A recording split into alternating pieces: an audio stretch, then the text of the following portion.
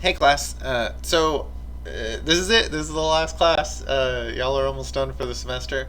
I wanted to spend today in review.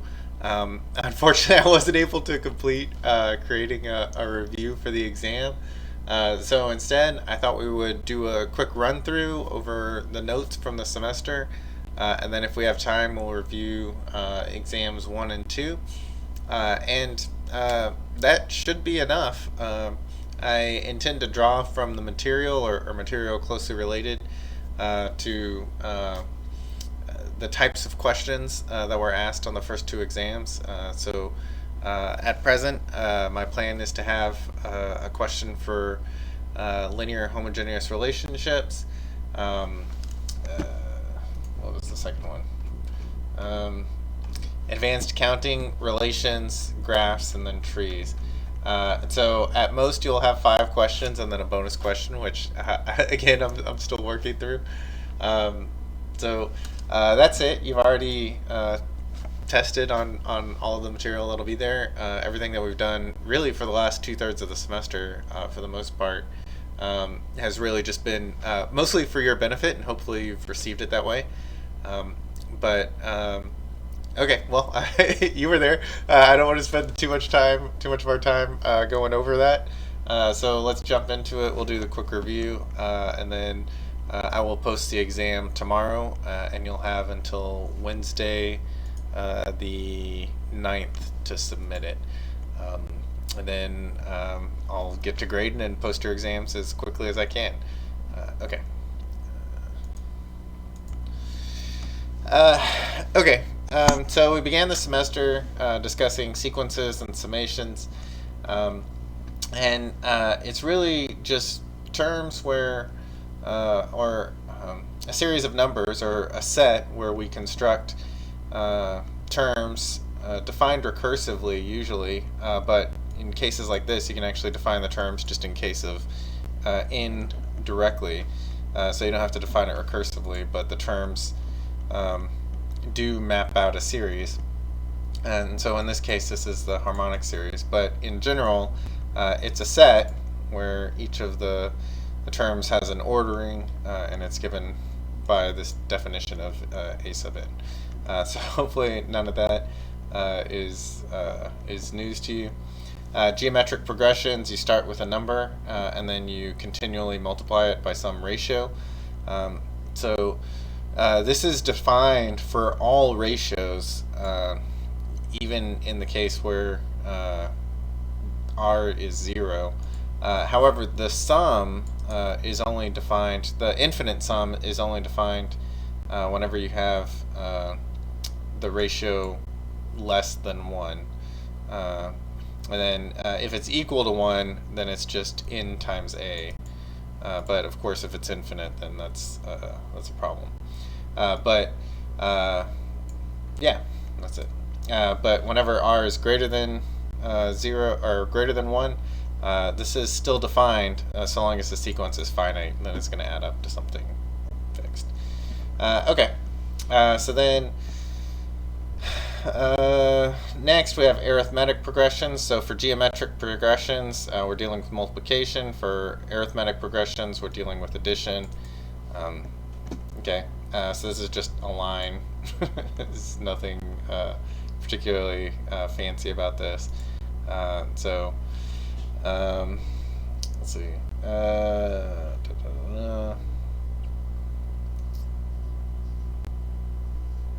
Strings, yeah. So we could define strings, binary strings, hex strings, whatever, in terms of just a sequence of these values.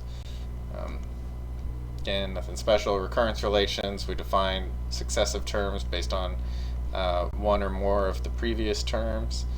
Fibonacci is an extremely common one, but we give plenty of other examples. And then the initial conditions, whenever we implement these recurrence relations, the initial conditions become our halting conditions. So remember, we start with some request for the nth term of some sequence, and then we count our way back. We work back recursively. We could potentially do it with a loop. if we're using a loop, we're going forward. If we're using a recursive function, then we're going backwards. And in the recursive case, the initial conditions become our halting conditions. So if n equals 0, return 2. In this case, if n equals 0, return 3. If n equals 1, return 5. But if it's a loop, then you have the n minus 2 term starts with 3, the n minus 1 term starts with 5, and then you iterate forward until you reach whatever term it is that you're looking for. And so there's no fear of a stack overflow in the case of a loop, but sometimes it's just easier. You may not think so now, but it's easier to implement recursive functions than the loop version. But there's not a lot of additional work to convert one from the other, and then you don't have to worry about stack overflows. But as we've seen with recursion, or these recursively defined functions, they grow exponentially if there's multiplication involved. And so exponential growth, you're going to have overflow of your terms in terms of what a 64-byte integer can store, or sorry, a 64-bit integer or a 32-bit integer can store. Okay, Fibonacci sequence, we define it as just the sum of the previous two terms, and it's uniquely defined given these initial conditions and then this definition. And so you can have other series that are defined with these two terms, or as just the sum of the previous two terms. But if you start with 0, then you just have a shift of the Fibonacci sequence. But if you start with something that's not in the sequence, so something that's not 1, 1, 2, 3, 5, 8, 11, or 3, 5, 8, 13, and then 21 and so forth. So if you pick something that's not in the Fibonacci sequence, you'll get a different sequence. And so up to a shift in the series sequence and its recursive definition are uniquely defined in terms of closed form based on the initial conditions in this formula. And you may get a slightly different formula, but if it's just a shift, then it's not going to vary a whole lot. Okay, so this is a C implementation of Fibonacci. This is the recursive. What was this, a loop? No, that's also recursively defined. Oh, this is Java. Sorry. Okay, and then here we mentioned what a closed form solution is. And so the closed form solution, or the closed formula, is whenever we just have a traditional function. So given some value f, or given some function f of x, or f of x in, or however many variables we take in, use this formula and spit out a solution in just a few multiplications, exponential, and addition operations, possibly a difference operation or division. Okay. Let's see. Okay, mathematical induction. So this is pretty closely related to recursion, and it's the proof variation of recursion. But remember, it's pretty simple. So just like a recursively defined function, we had to have some initial conditions which allow us to sort of stop counting backwards. They form some sort of the bedrock, in essence, of how we push forward in terms of a recursively defined function. So we stop counting backwards whenever we hit it, or it provides a starting point for us to begin our summation or our product, whatever it may be. And then there's the iterative process, where we can always go one further. And so it's exactly the same case in terms of induction. So we have some initial truth that we operate with, and that's our basis step. And then we have the inductive step, which allows us to show, okay, well, if we have one truth, then we can have one more truth by moving forward one step.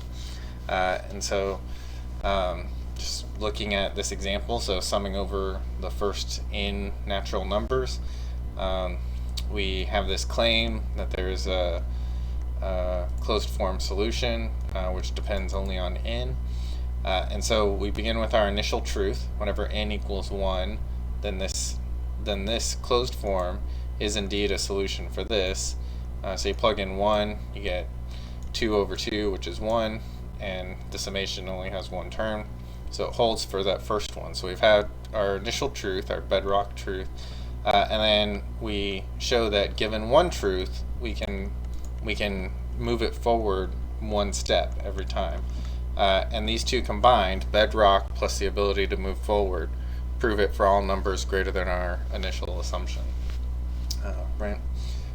So then we make our assumption that the closed form does hold, and then we show that, okay, if it holds for a number, then it will hold for the next number, and that's the inductive step. And so we have it here. So remember, we're stitching together our formulations. So we have the recursive formula, and then we show how, okay, well, we just undo that moving forward step, and then we've reduced it to something that we've previously, we've shown it to be true once, and we assume that any time it's true, then it has this formula, right? And because of the inductive step, that bedrock truth allows us to go from n equals 1 to n equals 2, and from n equals 2 to n equals 3, and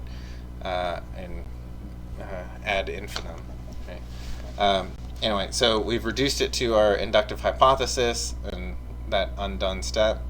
So then now we replace it with s sub k, and then we make the algebraic substitution here, right? Because we've already made that assumption.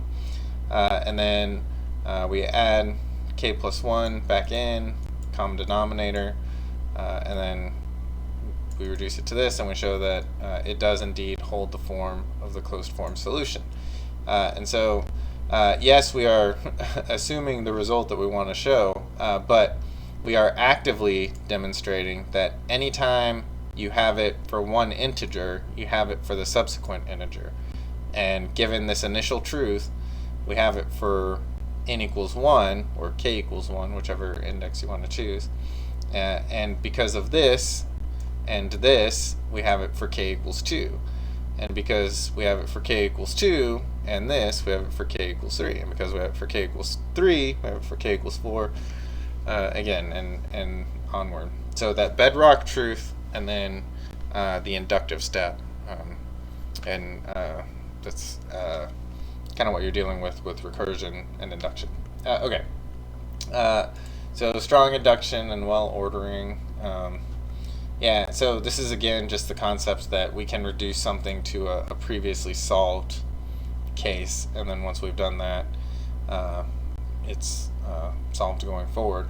And so essentially this is, I don't think it's necessary to distinguish it from normal induction, but the idea is that you can start with some other initial truth, so something other than n equals 1, and moving forward. You could start it with really any state. And the example we used was the Rubik's Cube, that you can't, through the natural movements of the cube, so as long as you're not removing the stickers, essentially, you can't reach an unsolvable state because it was always solvable with the previous step, and you can always undo whatever the most recent move was.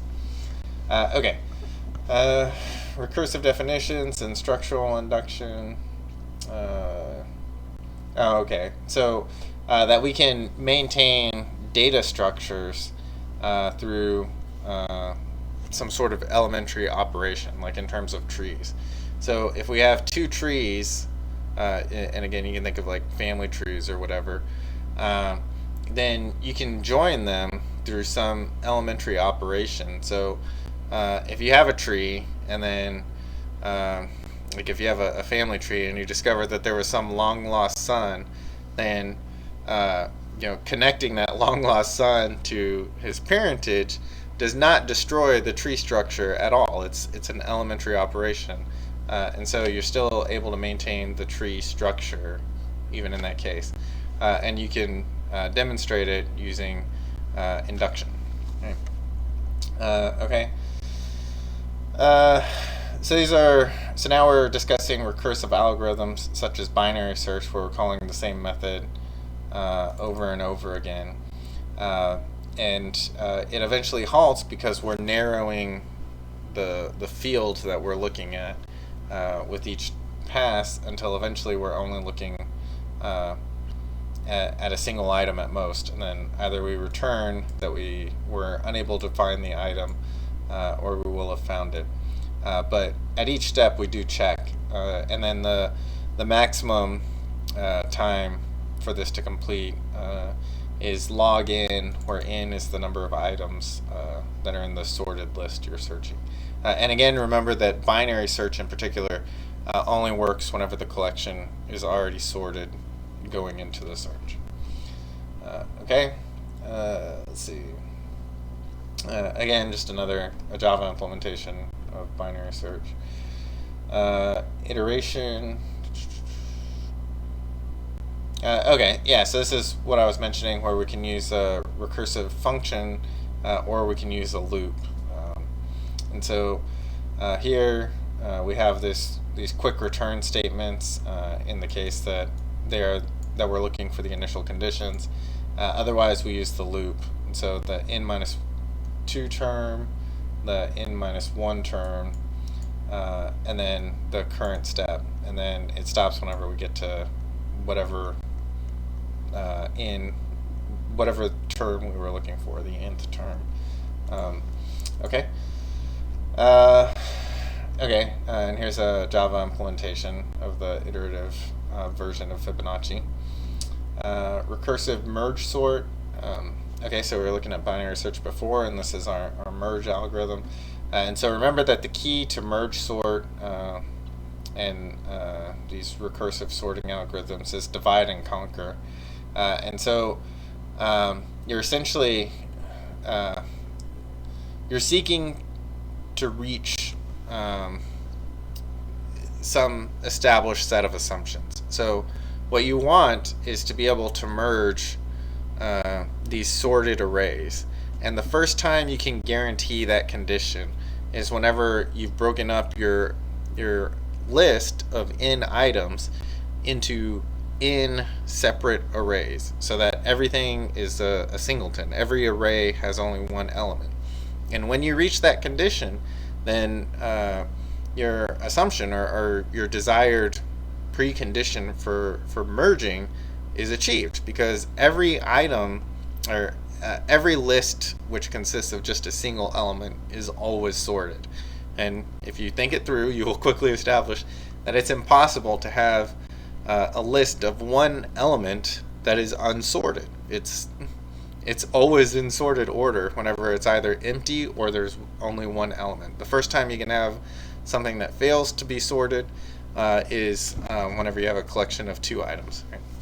So the divide part of merge sort is to reach this precondition where everything, you have a collection of individually sorted lists, and then you want to restore them to a single sorted list.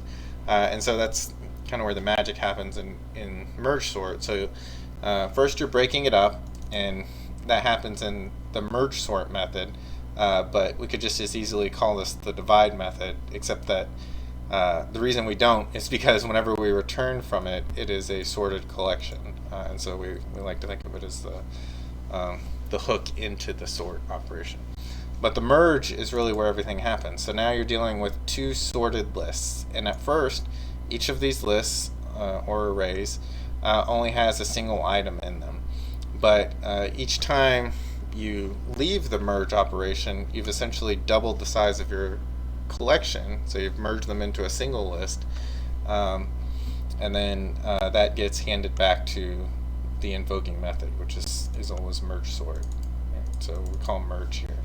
So we break it up into n singletons, and then we merge them back in, and whenever we're zipping them back together, we're just always picking kind of from the front of our sorted lists, and then we just check to see whether the next item in succession is from the left list or the right list.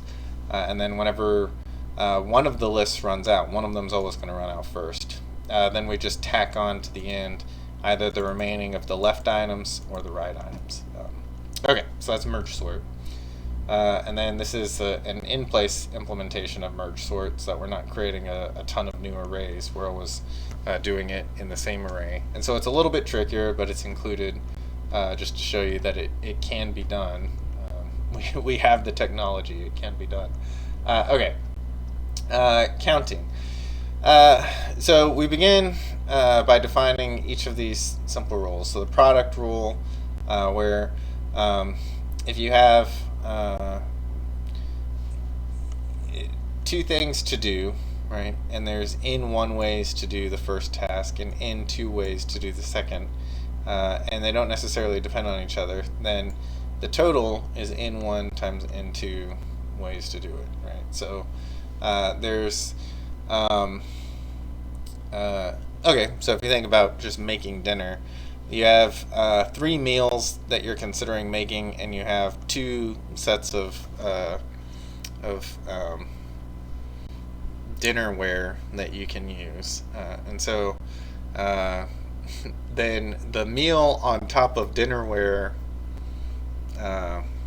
pairing has 6 possible outcomes. So each of the 3 meals on the first dinner set, and then each of the 3 meals on the second dinner set. So that way you're presenting to your guests has one of 6 possible outcomes, right? Okay, so that's a fairly contrived example, but that's essentially what we're talking about there, right? So in 1 times in 2, they're independent. So then whenever you put them together, it's the product rule. That's whenever you would apply the product rule. Okay, and then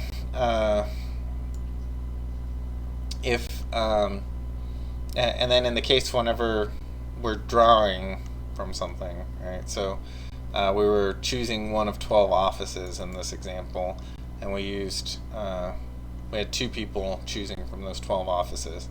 Then we used there were 12 ways to make that first choice, and then 11 ways to make the second, because the first one the first office had already been claimed by the time the second person came around.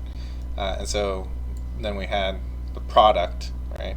So even though they weren't necessarily independent actions, because we were removing without replacement, essentially, we ended up with this peculiar case, right? And then this has a shorthand notation of this: n factorial divided by n minus k factorial. And essentially it's a fancy way of saying that we're just choosing, like, we start with n ways and then we have n minus 1 ways, but it's a more succinct way of writing it, and then it eventually leads into the n choose k notation, which we will come back to later. Okay, so the sum rule.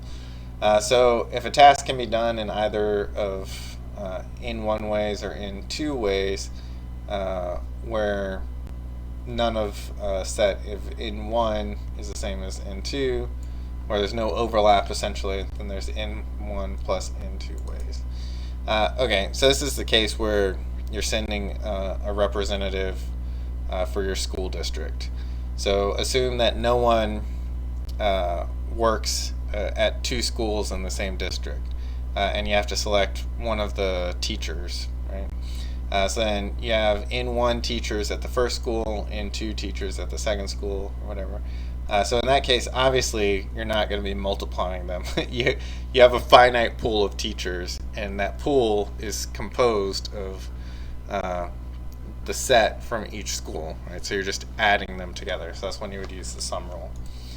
Okay, subtraction rule is essentially if there is overlap. So let's assume that there is a gifted and talented teacher that works at 2 of the schools. Then you would have double counted her whenever you added up the faculty from each of those 2 schools, and so you have to correct it by subtracting the number of teachers, or faculty in this case, or whatever, that you double counted, and so that's the subtraction rule. And then this will later lead us into the principle of inclusion and exclusion. Okay, Yeah, it's another example. Okay. Okay, pigeonhole principle. So if you have like if you have k mail slots in this case, and you have k plus 1 letters to be delivered, then at least one of those mail slots is going to get 2 of the letters, and there's no other way to do it, right? And so the pigeonhole principle is essentially saying the same thing. Look, if you have 10 pigeonholes, 10 little houses for pigeons, and you have 11 pigeons, then one of those houses is going to double bunk pigeons.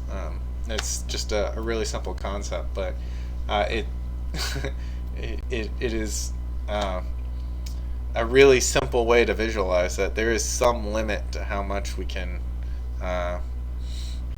rely on these tricks to fill our space, right? So at some point, there is some minimum amount of space necessary to hold whatever it is that we want. So if we're compressing data or whatever, well, we still need to be able to uniquely map back to whatever uncompressed format we were looking for. Yeah, I think that's a fine example. Okay.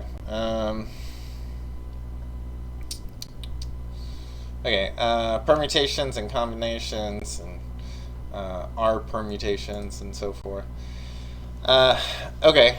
So this is again just the example where we were selecting offices. So that's an example of an R permutation. To the people in those going into those offices, the choice of office does matter, right? So order matters, and so the number of arrangements that they can have for those n number of offices for those R people is given by this, right? And so the first person again has one of in the example before, one of 12 offices to select for. The second person has 11. The third person has 10, and so forth. And so there are factors in this product, and that's how we derive these R permutations. So it's like a permutation, but we don't exhaust the set. We stop short of the full factorial. And again, the notation for that is this, right? So now we have a new way to represent this concept. And then combinations is where it doesn't really matter. So okay, those two people selected their offices, but we don't really care who's in what office. We just want to know how many combinations went into it. Trying to think of a better example. Oh, cards, right? Yeah. So anytime you're looking for an example in statistics, you can always return back to gambling. Okay. So in this case, so we're looking for the number of we're looking for a hand, right? So it's the number of different types of hands that can satisfy. So if you're looking for four of a kind, or I'm gonna mislead you if I try and come up with this example off the bat. Like it does require a fair amount of thought, but essentially the R permutations were where the selection did matter, like in terms of who went into each office, and in the combinations case it does not matter. And then the notation for that, we can use this combinations function, which resembles this R permutation notation, but it's much more common to use this n choose R formulation. So now we discussed discrete probability a little bit, experiments and trials and sample space and so forth. And so here E is event, not experiment, but I suppose you could use them interchangeably, but I always think of it as event. And then the total sample space. So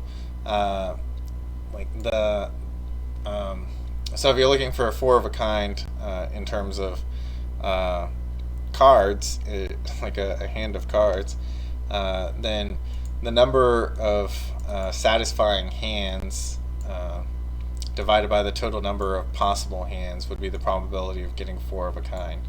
And so if you actually wanted to compute it, if you're going to sit around and try that later, remember that there is that degree of freedom in terms of drawing a 4 of a kind and a 5-card hand.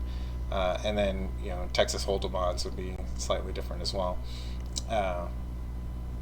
Anyway, so it's the probability of an individual event divided by the total sample space. So 4 of a kind, you'd be adding up all of the ways you could get every possible 4 of a kind versus like I want 4 jacks. Right? Then that would be a specific probability for that, and then you divide it by all of the possible hands that you could get in drawing 5 cards from a 52-card deck. And again, those odds would vary if you had 2 decks mixed in, so it would be from 104 cards and so forth. Anyway, let's see. Okay, so the probability of not getting a specific event to occur is 1 minus the probability of the event in question. Right? So they're complements, so that you 100% of the time you either get something or you get not that thing, and that should make intuitive sense. Okay, and so this is the principle of inclusion and exclusion applied to these discrete probabilities, so that the probability of getting this first thing or the second thing, the probability of getting the first thing or the second thing is we think of it as the union of these events. So the or is the union, and it's the first or the second minus the overlap, where again we have double counted some events and we have to correct by removing that double counting. Okay. Probability theory, everything is between 0 and 1. So 0 means it never happens, or happens with an infinitesimally small probability, so that for any number, any probability we try and assign, the probability is less than that. But 0 probability events can happen, and it is really just how you define what you're looking for. And so if you do go on to do some work or research in probability, you kind of have to define these the event that you're looking for in terms of a neighborhood. Otherwise, you're going to run into problems dealing with trying to add up these points of probability. You want to define sort of regions where probability is likely to occur whenever you're dealing with continuous variables. Okay, and then the sum of all probabilities has to add up to 1. Right? Probability distribution is you can think of it as, it's more than just the graphical representation. There's an algebraic formula for it, but it's the likelihood for an individual event xi to happen out of the total sample space. Okay. Discrete probability function. So you can count up the possibility of each of the finite number of events and assign a probability to that. And the example here had to do with the roll of the die. Let's see. Uniform distribution means everything happens uniformly, or everything shares an equal probability. So a fair coin has a uniform distribution where each side of the coin gets 50% of the outcomes. That's in the fair case. You can claim that there are 3 possibilities, that it lands heads, it lands tails, and it lands on its side. And that side, if it had a greater than 0% probability, then it would not be a uniform distribution. But for all practical purposes, it really is. I've never seen a coin land on its side whenever flipped. Only ever seen it in the movie, so it's very debatable whether or not that could ever, uh, whether it's worth considering it as having a probability greater than zero. Anyway, and then in the case of a die, there are 6 sides, and so if each of them has a 1/6, so if it's a fair die, then each of the 6 sides has an equal chance of coming up. And so in a uniform distribution, the probability is distributed evenly and fairly to each of the n possible events. Okay.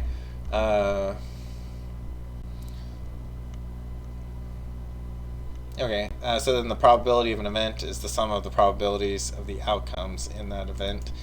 So if it's an event, why are we adding up all of these other subcomponents, right? So again, you can think of the event as getting 4 of a kind in a hand of poker, right? So then there are these individual probabilities. So it's the sum of the probability of getting 4 2s plus the sum of the probability of getting 4 3s, and so forth all the way up to aces.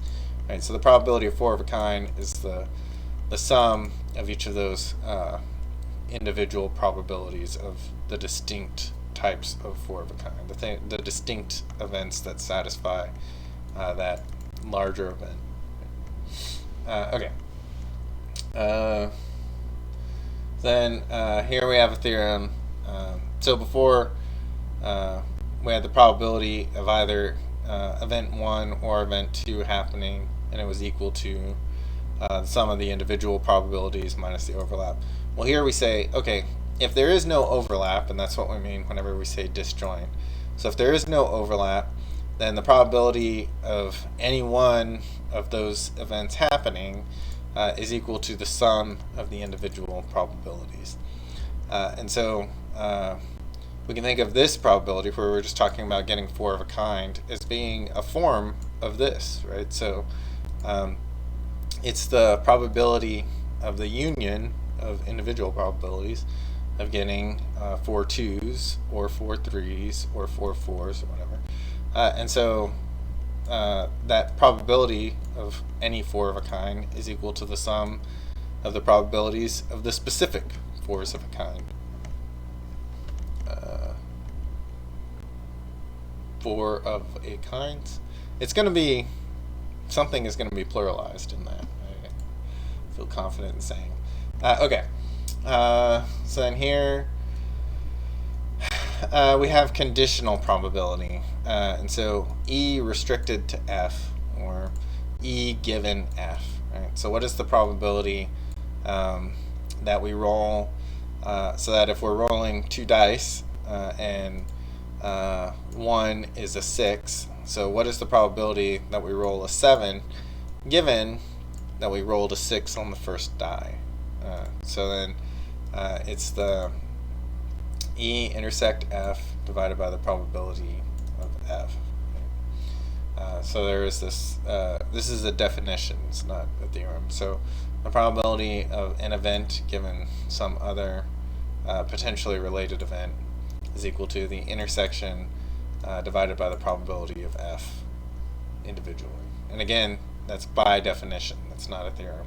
And so you can, and I encourage you to try and come up with examples on your own for what exactly this means, this definition means, and just to hold those in mind so that you can kind of give some sort of rationalization to it. Okay. Then independent events are when the probability of the intersection is equal to the product of the probabilities. And you can see that directly, right? So the probability, if you multiply both sides by P of F, right, then you get P of F times P of E given F. And if the intersection is, I guess we haven't taken the probability over here. I feel like this should really be wrapped. So you're going to want to go to your book and double check this and make sure that I haven't made a typo. Again, we're already recording, so I don't have time to do it right now. But double check this. I believe this to be the case by definition, but I don't see how this is guaranteed to be between 0 and 1. So again, double check that, because I feel like that should be the case. And if that is the case, then you see that moving this to the left-hand side, you have the probability of f times the probability of e given f. And if they're disjoint events, then that's the same as the probability of e, in which case you have that this is really the same formula as this, but you've manipulated it a little by moving f over here, adding that restriction, and so forth. Anyway. Okay, so pairwise independence means that this holds for any pair of individual events, and then everything is mutually independent if every pair is pairwise independent, right? So that you can use this general formula, right? So that this actually expands to the general case that the probability of the intersections is equal to the product of the individual probabilities. Okay, I don't want to spend too much time on discrete probability, since we're really not, I'm not planning on grilling you too much on it. I kind of included it as a review during the course because I think it's important to have some understanding of probability. But in terms of the final, I really don't intend to put. I want to focus on counting, the methods of counting, essentially, more than probability. But if you are interested, go back and review the actual lectures, and that should help you out. Okay, so now let's get to advanced counting. Let's see.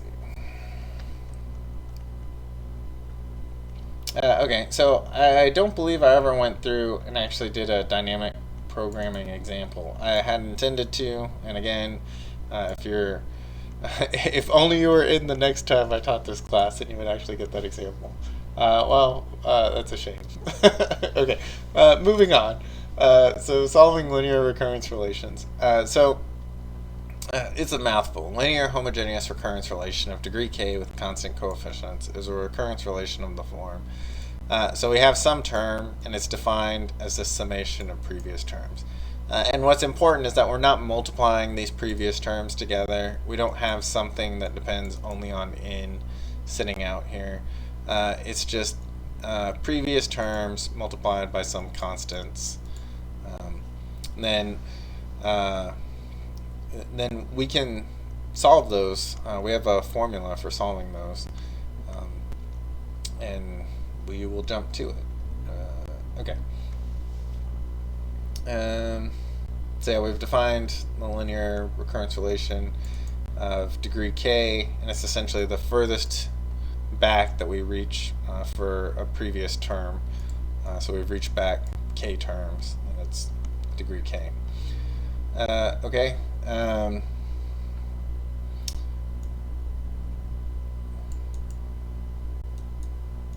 Right. And so then now we're defining a characteristic polynomial where we make, and you can see this relationship, right? So we have an, and that gets replaced with r to the n, an minus 1 gets replaced to r to the n minus 1, and so forth. And then we get this this polynomial. But we don't want our polynomial to grow with every term. We want it to hold the same. We want it to have some constant form that we can use to describe the entire series. So what we do is we divide out r to the n minus k. So we take this and we divide it out of our polynomial, and then we get this, which no longer has n, so it doesn't grow with every subsequent term. It is characteristic to the entire series. And so this is going to have a series of roots, and those are the characteristic roots, and then we use those, and you should pay attention to this because it's going to be on the exam, and then we use those characteristic roots to find the closed form solution. And so this polynomial has two distinct roots, R1 and R2. And then the general solution, so in this case, is going to have something of this form. So it's a second degree recursive relation, or recurrence relation, and so it's going to have two roots that appear, and those will be the characteristic roots that appear in the final solution, and it's going to have two coefficients which depend on the initial conditions and the characteristic polynomial. Then we give some examples. Okay. More examples. And then we see that, well, that was the case with second degree polynomial. That theorem can be extended to the general case where you have k, degree k recurrence relation. And so your closed form solution will have k roots, the characteristic roots that appear in it, and then k coefficients, which again depend on the initial conditions. So you're setting up a system of equations to solve that. Okay, and then if you have repeated roots, then you use what is increasingly hard to read formula, but essentially each time you have a repeated root, then whenever it's repeated, you multiply by n, and then if it's repeated a second time, you multiply by n squared for that root, and if it's repeated a third time or a fourth time, then you multiply by n cubed and so forth, so that the first one does not have an n term, the second one has n to the 1, the third one has n squared, and all the way up to n to the n minus 1. And we make no restriction that you can only have one repeated root. This formula holds for any number of repeated roots, including if every root is repeated at least once, then this is the general formula. But don't be confused by how verbose this formula is. Essentially it just says whenever you have a repeated root, then you need to include that root twice, and so that it doesn't collapse, you add this factor of n to whatever appropriate power, so that root remains represented twice in the closed form solution, or however many times it's repeated, whatever the multiplicity is.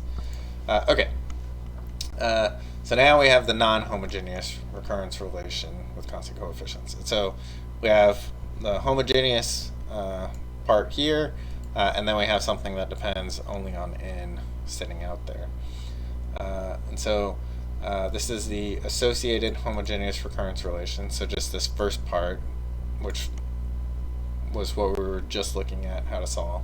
And now we say, okay, well, whenever we have this, then we solve for the homogeneous part right here, and then we have a particular solution which deals with this additional function which depends on n. So you solve the homogeneous part as before, and now this general form is going to tell us what to do with f of the n. So then we now have f of n, and f of n is going to, in general, have some term s, which is raised to the power n, possibly n. So if s is 1, then this disappears, right? So in cases where you see a problem and there is nothing raised to the n, what do? Well, it just means that s was 1, and so you don't have to worry about it. And then you deal with this polynomial. So the general function that we're considering is some polynomial times an exponential, which I think is pretty interesting, right? So you can think of this as some coefficient times x to some power, right, plus another coefficient times x to that power minus 1, and so forth. So that's the form of a polynomial, and then e to the x over here in some form. And you can think of that as just a general equation for anything that can be represented with something like a polynomial. So we were looking at special functions later in the semester, but For non-special functions, they're essentially all going to be in a form like this, where potentially there's a ratio. So it would be like that, but then there's also a potential to divide, by some polynomial. So we have this ratio of functions, whatever, and that's in some sense most of what you're looking at with functions. It's possible you have log of x and stuff like that in there, but it's interesting to think that there's a possible general way to represent any function. And so if you look at meromorphic functions and stuff like that, if you get into complex analysis, then you'll get that general sense. Anyway, okay, so as far as the exam, so you have this particular, or this non-homogeneous function right here. And so it's going to have a polynomial and potentially an exponent. If there's no exponent, then it means s was 1. And so you map it to this form. And then your solution, your particular solution, is going to be of this form. Yeah. And you get to it, s is the same, right? So whatever s was here comes down here. And then for the rest of it, you solve. So n is already given. It determines, like, that's the input to the function. The degrees of the polynomial are going to be the same in this particular solution, and so you need however many of these terms, so t plus 1 terms to solve these t plus 1 unknowns, right? And so those are going to be given to you by the initial conditions. Okay, and then if s was a root, right, where we were dealing with, previously we were dealing with multiplicity of roots. So if the homogeneous part has a characteristic root that happens to line up with s, so if you run into that unfortunate situation, it's pretty easily solved. So now you just add this in to the m term, where m was the multiplicity of the root. So over here we stopped at m minus 1, where the multiplicity was m minus 1. So then that mth, the mth instance of that root is right here. It's this exponential term. And so then this is the formula in the case that s was a characteristic root. Okay. Then we do some examples.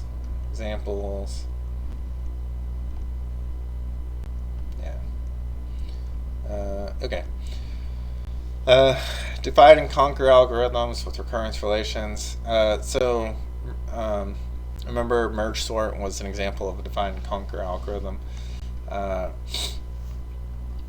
so now we have that we can actually count the runtime, the algorithmic runtime for those. And so they'll have a general form where we start with something of size n, and we break it down into an input to the function, which is n divided by b, and then a is the number of times that we have to invoke that divided function, and then plus something that depends on n, right? So we're doing n operations in order to break this stuff up, or merge it back together, or whatever, so now we've mapped that work of our divide and conquer algorithm into something that looks like a recurrence relation. Not the most friendly recurrence relation, it's that non-homogeneous recurrence relation we were just looking at, but it has a familiar form now, and so we can use that to construct the master algorithm, or the master theorem, which tells us how the runtime of our function.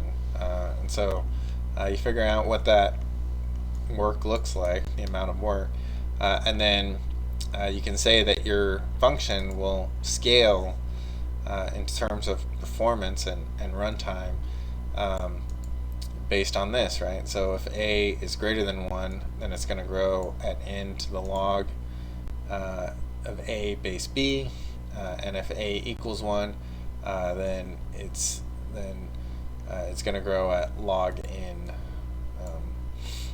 Okay.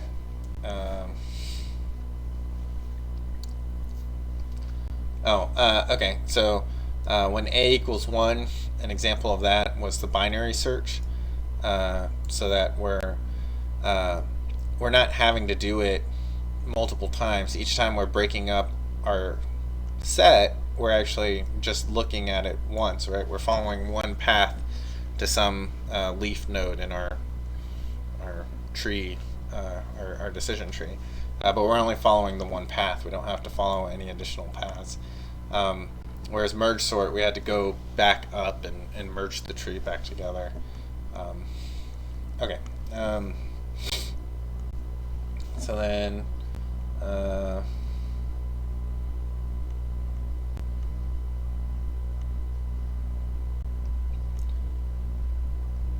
okay, so inclusion and exclusion. Again, it's just how do we count the size of these sets whenever we union them together, and it's essentially the number of elements in them individually added together, and then we subtract the pairwise overlaps, and then we add back in the ones that were in 3 sets simultaneously, and then we subtract the ones that were in 4 sets simultaneously, add back in the ones that were in 5 sets simultaneously, and then depending on how many sets you have, then you end by either adding or subtracting all of the numbers that were in all of the sets, right? And so it's this series of corrections, this finite series of corrections, in order to correctly count the total number of elements. Okay. And then we use the sieve of Eratosthenes, I think, to count the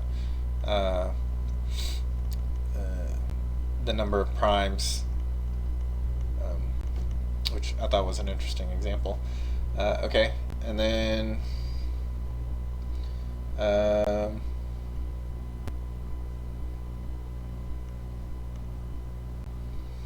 and then here we just note in passing essentially that if m is greater than n and they're both positive integers, then there's this number of onto functions from a set of m elements to a set of n elements. So if m is 1,000 and n is 100, then this is the number of ways you can map those 1,000 elements onto that set of 100 elements. Okay. So I guess for a more concrete example, so let's say you had 4 players in a card game or whatever. I don't know why I keep going back to cards. I guess it's the probability thing. So you have 2 decks, so there's 104 cards, and you have 4 players. Then each player is going to end up with 26 cards. And the way you map those 104 cards, those 2 decks of cards, to those 4 players, this is the number of ways that you can do that. Okay. A derangement is a permutation of objects that leaves no object in its original position. So, yeah, let's stick with cards. So whenever you shuffle the deck of cards, you want a derangement. You want every card moved to some other location. Yeah, you want something more significant than that. If you just take the last card in the deck and you move it to the first, that is in theory a derangement. But the spirit of a derangement is much more shuffled than just moving everything out of its original position. But at a minimum, that's all that we're looking at, is just that everything is moved away from where it was to begin with. And then incidentally, a derangement of bits in terms of like the value of the bits is not a great encryption. You actually need something more than that. You want half of the bits flipped in terms of encryption rather than everything changed, right? Because if that was your requirement, then a simple XOR operation with all ones would revert it back to its original condition, and he would very easily be decrypted. But yeah, a derangement in terms of like shuffling and movement around is a much more significant idea. Okay. And then counting the number of derangements of a set of n elements is given by this. Okay.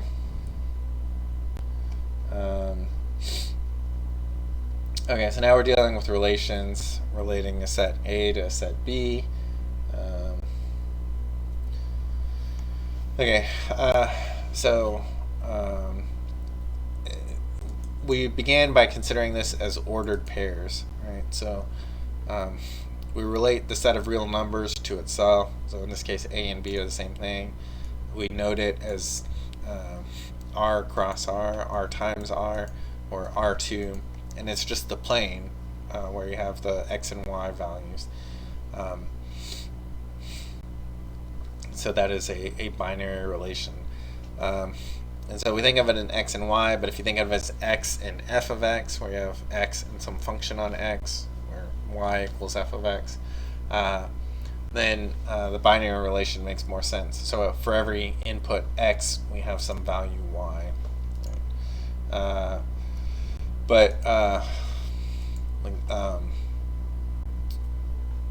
Yeah, it's not necessarily distinct values of y whenever we're discussing relationships. Right? So a parametric function, or the unit circle, which we can use by using cosine and sine, and we have some input which is neither x nor y but maps onto the xy plane. That also defines a relation, even though it doesn't define that f of x type of function that we're so familiar with. But whenever we discuss relations, we're considering this larger concept. Okay, so a relation on a set A is a relation from A to A. Okay, so that's R2 essentially. A relation on relation R on a set A is called reflexive if that pair AA is in R for every element A. Okay, so symmetric is just you can swap the ordering. So BA implies AB. And then if you only have that symmetry whenever the values are equal, whenever A equals B, then it's called anti-symmetric.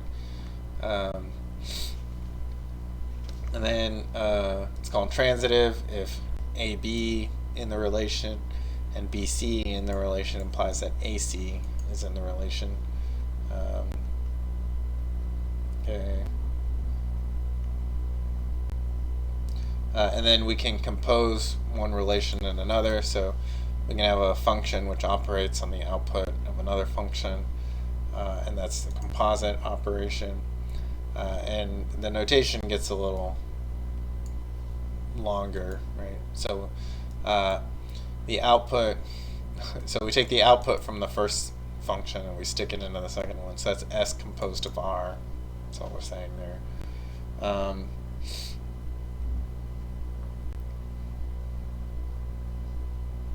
Okay, and then additional relation compositions and so forth.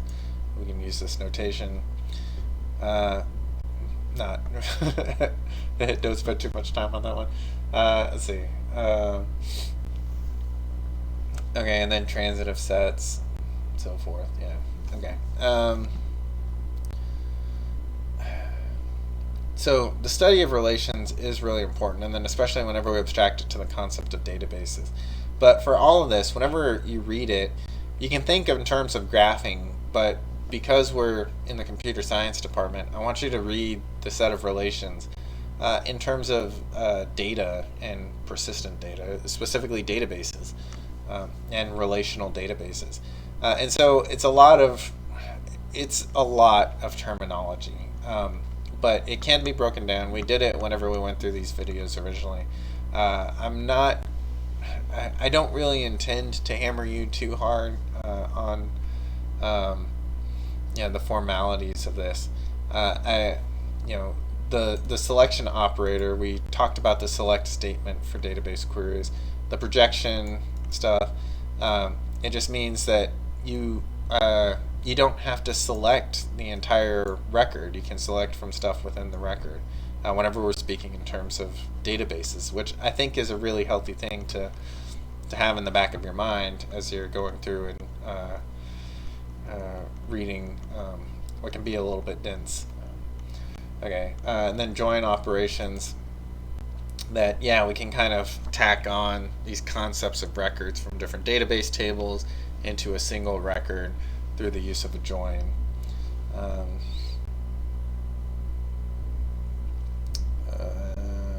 Count, support, I wouldn't worry too much about that for the exam. Representing relations. Okay, so now we're moving into developing what we need to talk about graphs and trees and how these nodes are going to be related to each other. And so now we start to use these matrices to represent the relationships between pairs of nodes, between edges and nodes, and so forth. And so you'll see the notation begin to shift towards this matrix notation. And then now we're talking about directed graphs, vertices, edges. In terms of a directed graph, we have a start, an initial vertex, and a terminal or an ending vertex. Closures of relations.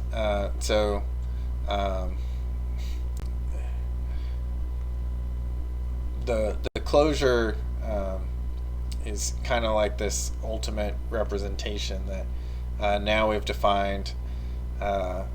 We've considered paths so that now we can relate that every node is connected through some weight by closing the transitive property or whatever, right? So if there's no direct route from Dallas to Phoenix, you can get to Phoenix by going from Dallas to Albuquerque, and then from Albuquerque to Phoenix or whatever, right? So that there is a way there, but not directly. And so the closure indicates that there is a way there, whereas the original adjacency matrix only shows the individual hops, right? Okay. Reflexive closure.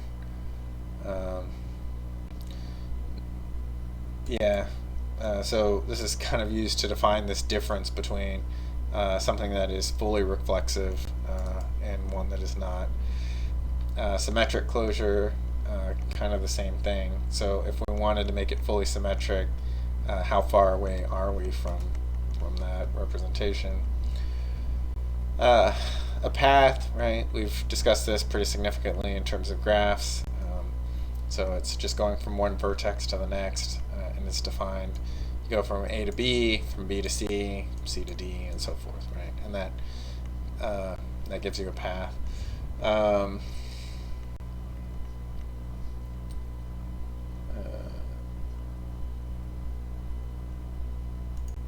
Okay, and so if you do those closures, right, then you can get the closure by multiplying the adjacency matrix over and over again n times. And it says there's a path of length n, where n is a positive integer from A to B, if and only if A to B is in that R to the n matrix. So where you've taken the adjacency matrix and you've multiplied it over and over again to try and get the transitive closure.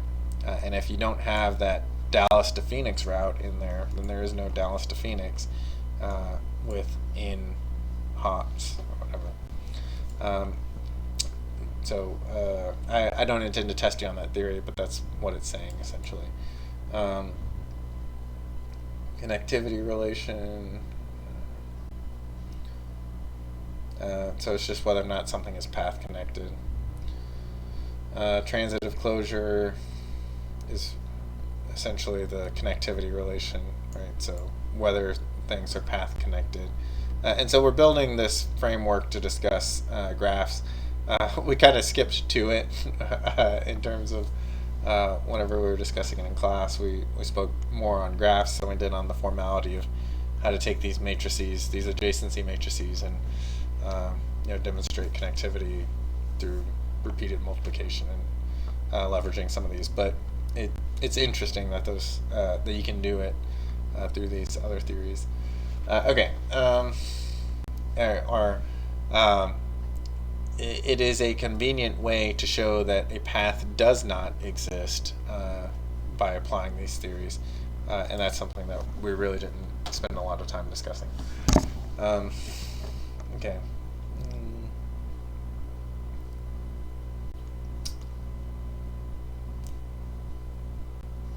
Okay. Yeah, so more on discussing how paths may not exist. Now we're constructing the concept of an adjacency matrix based on transitive closure, so we can show that things are path connected using a matrix. Okay, and then yeah, this is an example. Okay, equivalence relations, which are a special type of relation. And these are powerful concepts because they show closure, in a sense. So you can use them to show that certain concepts are equivalent, and whenever you're dealing with something from those classes, like they're interchangeable, and so forth. And so the example that we used in terms of equivalence classes is the modulus operator, or congruence class is modulo m. And if you study a lot in abstract algebra, or you study even a little really, then this concept, these modulo classes, are going to come back over and over again.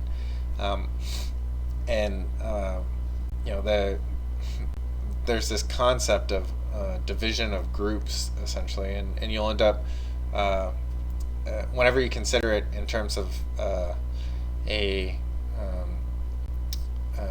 group, then you'll be dealing with normal subgroups, and essentially it means that if you multiply any item from the group that isn't in the normal subgroup, or even if it is, and then you multiply it by its inverse on the other side of the action, then you still end up with that normal subgroup, and that's the property that makes it normal, is that it is closed under conjugation, and then there's special subsets of actions that satisfy that.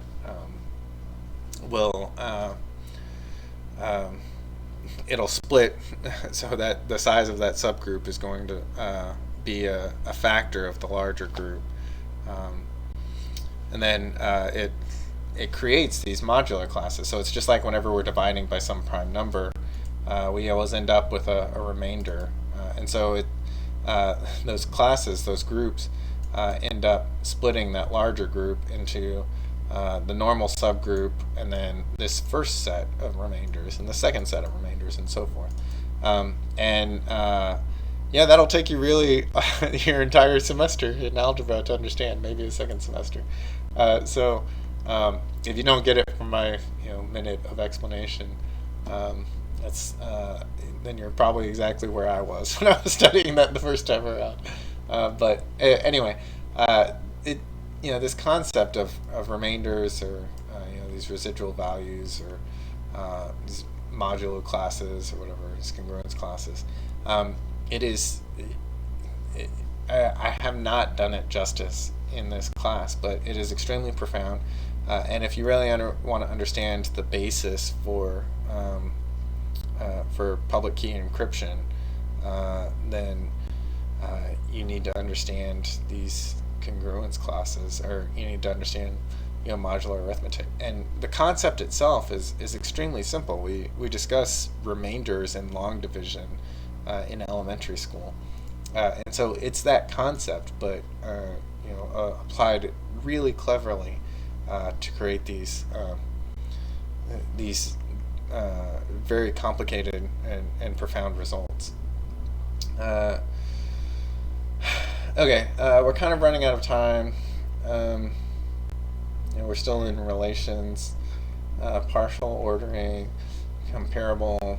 Um, yeah, we've gone over all of the material. So I wanted to spend a full class going over it. I wasn't sure how far we would get into it.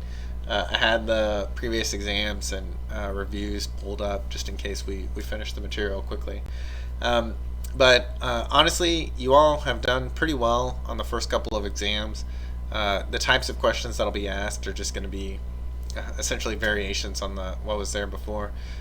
So if I don't get a review out to you and the associated solutions, don't worry. Go off of what you've already got with the first two exams. I expect that it should be pretty easy for most of you. I will include a bonus problem. I don't know what it'll be yet, but I will know by tomorrow when I post it. Anyway, you all are going to do great, so don't worry about it. Have a relaxing winter break, and feel free to reach out to me if you have any questions or whatever, over the exam or about your careers going forward or whatever else. It's always nice to hear from a former student. And good luck with the rest of your coursework. I'm sure you will all you'll all do great this semester and going forward.